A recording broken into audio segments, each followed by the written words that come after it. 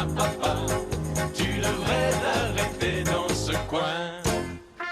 Mais il ne nous écoutait pas et dès le petit jour, la famille reprenait son voyage au long cours. Alors, il s'agit d'éducation, mais on éduque les futurs papas, Oui. on leur apprend, mais ça se faisait ça ou pas du tout? Ça se faisait pas beaucoup, généralement. C'était surtout le travail de la maman d'expliquer au papa comment faire, parce qu'il paraît que c'est inné chez les mamans. En tout cas, c'est comme ça que les papas le ressentent. Et j'ai trouvé cette formation très intéressante parce qu'il s'agit d'un stage de futur papa. Ça se déroule en une journée. Et pendant toute cette journée, vous avez un formateur qui est lui-même papa de 3 enfants. Donc, il sait de quoi il parle, qui vous propose un stage agréé par un pédiatre. Et vous allez faire le tour de tout ce qui concerne le bébé. C'est pas Absolument un puériculteur qui fait ça? Ce n'est pas un puériculteur. Ah Il bon. est lui-même père de famille. C'est une formation, un stage. C'est extrêmement pratique et concret. C'est-à-dire, vous faites le tour de tout, l'éveil de l'enfant, mais aussi, évidemment, les soins, le bain, comment le baigner, comment lui donner à manger, comment le changer. Quels sont les gestes de premier secours au cas où? On apprend absolument tout. Et encore une fois, c'est validé par un pédiatre. Et ce que j'ai trouvé plutôt sympa, c'est que ces futurs papas sont entre eux. Il n'y a pas de femmes. C'est interdit aux femmes parce que ces futurs papas peuvent ainsi clairement exprimer leurs éventuels doutes. Ils peuvent se tromper sur un change sans avoir le regard parfois réprobateur de la maman. Donc ils peuvent progresser entre eux. Bon. Donc nous avons assisté à une journée. Regardez comment ça se passe.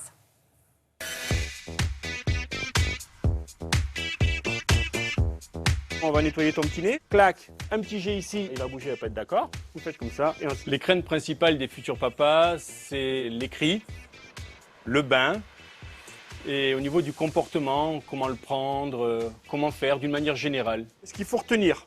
On apprend beaucoup de choses. On apprend des généralités, on apprend le matériel, les nouveautés, les indispensables, ce qui va être utile. On apprend aussi tout ce qui est secourisme. Il faut qu'il ait la tête plus bas que les fesses.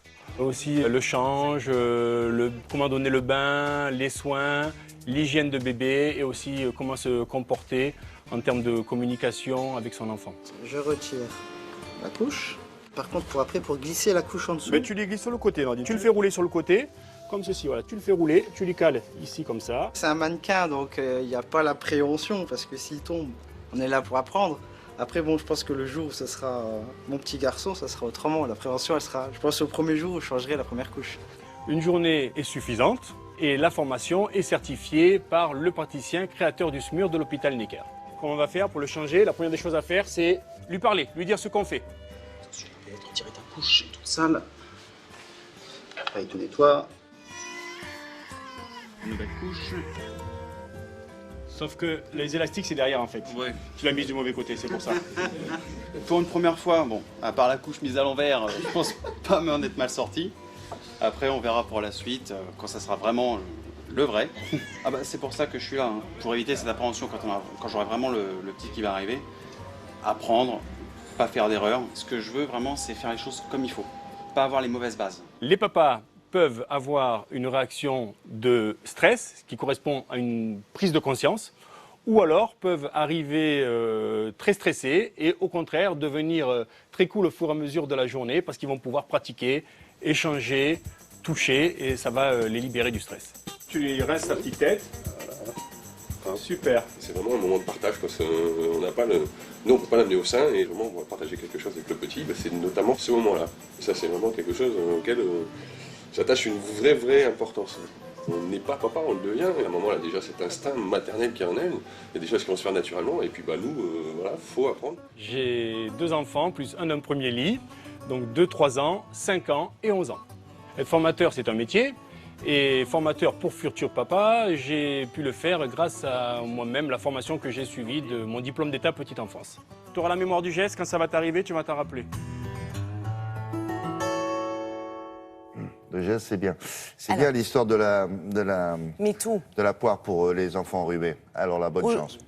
Oui, absolument. Ouais. Aujourd'hui, il y a énormément de matériel qui n'existait pas autrefois. Aujourd'hui, les hommes s'occupent beaucoup plus de leurs enfants. Oui, c'est vrai. Et on a encore énormément d'accidents domestiques qui se déroulent malheureusement chaque année. Donc, il est très important que les hommes qui forcément sont amenés à se retrouver seuls avec leur bébé connaissent les premiers gestes de secours, par exemple, et puis sachent s'occuper de l'enfant. C'est Merci important. beaucoup, maman. Avec David Lefort, dans quelques instants, un point sur la circulation et la météo avec Patricia Charbonnier. Froid, pas froid aujourd'hui ?